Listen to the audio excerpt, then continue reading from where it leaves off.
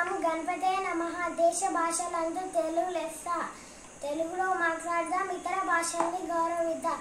తెలుగు వారందరికీ నమస్కారం. ఈరోజు చెప్పే విషయం ఏంటంటే అక్షతలు ఎందుకు వేస్తారు. మనం చాలా శుభకార్యాల్లో చూస్తుంటాం.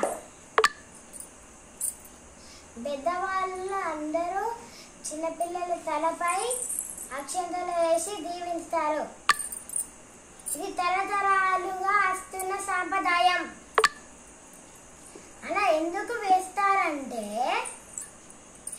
మన కర్మఫలాలన్నీ తలపై రాసి ఉంటాయంట.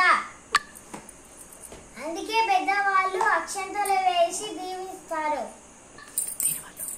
దీనివల్ల తలరాత కొంచెమైనా మారుతుందని మన పెద్దల నమ్మకం.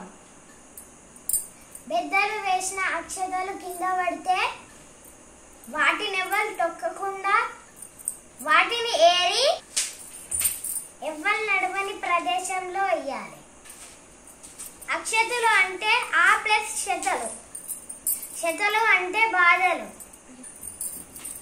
ఆ అంటే కలగకుండా, అంటే బాధలు కలగకుండా.